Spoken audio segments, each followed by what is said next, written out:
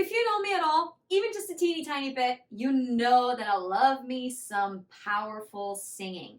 There is no better feeling than going on a road trip with your best friend and just belt out some songs. Now, unfortunately, way too often, you start, sounding a little bit hoarse or even lose your voice by the time you reach your destination. Has that ever happened to you? I know it has happened to me. Now, we don't really ever want that to happen, do we? Now, if it happens every so often, it's okay. Not that I want you to do that, but I also understand that having fun is really important because girls just want to have fun. I have some good news for you. You don't actually have to, lose your voice or sound hoarse after singing and belting out some tunes and just having fun and be loud and powerful. I can show you exactly how you can achieve that. And it's pretty simple as long as you're following my steps. And that is the reason why we have amazing, powerful voices out there like Kelly Clarkson or Jessie J or so many more singers, right? So I'm going to show you how you can do that.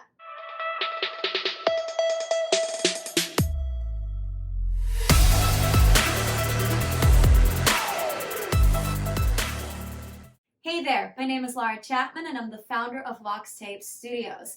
Today I'm going to show you an exercise you can do to reach awesome maximum vocal power without straining, meaning without losing your voice or sounding hoarse after, okay? Before we jump in, give this video a thumbs up and hit the subscribe button below so you won't miss out on any future awesome singing videos.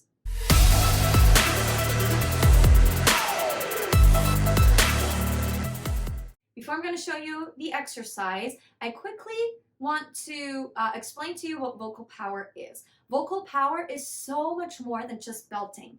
Belting is just a form of vocal power, but it's so much more. When I talk about vocal power, I'm talking about overall power of your voice. So there are a couple different factors that have to work together for you to achieve maximum vocal power, and that is breath support, vocal strength, resonance, and muscle isolation.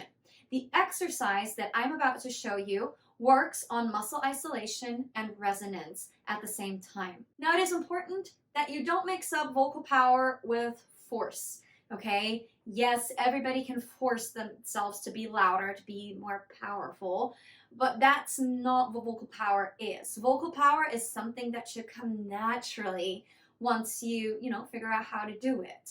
It's not something you force. It's not like something like trying to be louder or anything of that sort, right? No, it's something that comes naturally, not by force. Let me show you the exercise you can do. I call this exercise the tunnel exercise because what you're going to do is you're going to create a tunnel with your vocal tract, just like you would, a tunnel in a hill to get or in a mountain, not really a hill, but in a mountain to get your car through, right? So let's actually use that analogy. Maybe you already realize that when you drive through a tunnel or maybe an underpass or whatever it is, you hear your car being much louder than when you're just driving out and about. And this happens because your sound that your car produces, the sound waves, are starting to get bounced off of the tunnel's walls or the underpass, right? It gets bounced off of the walls and it multiplies your sound, which makes it louder and bigger. And usually tunnels and underpasses are quite big, so there's lots of space, which makes your sound or the sound of your car even bigger, okay? So use this analogy when you do this tunnel exercise. Your throat is your tunnel and your sound is your car. And you're inside of your car, making everything louder. Here's what you're going to do.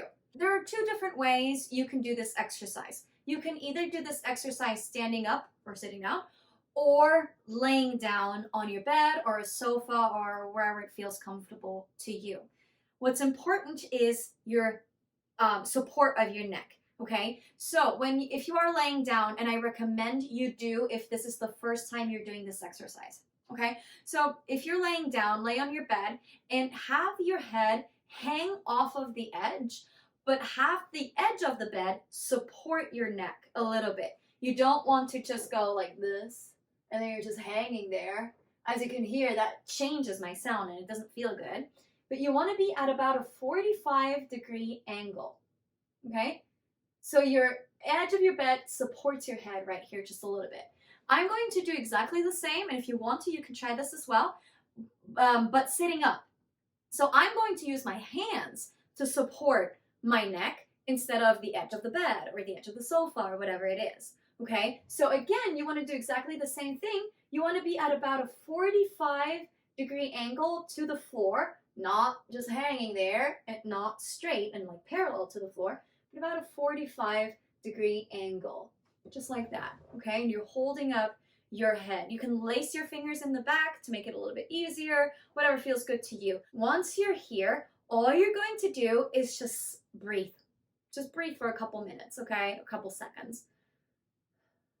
Really let yourself sink into your bed, into your sofa, and just feel your body getting almost like heavier, and you're just relaxing, you're just sinking in, okay? So you want to do this for like 30 seconds to 2 minutes, okay? Once you feel comfortable doing that and you really feel your body start to relax, what you want to do is start doing some sighs, okay? Something like this.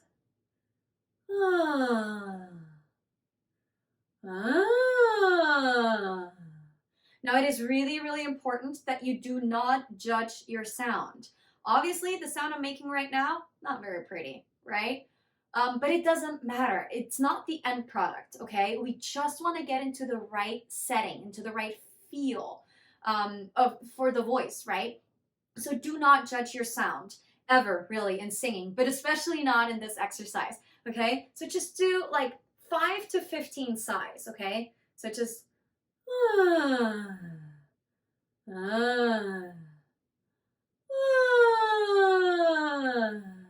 don't feel like you have to control it too much, okay? Just let it go.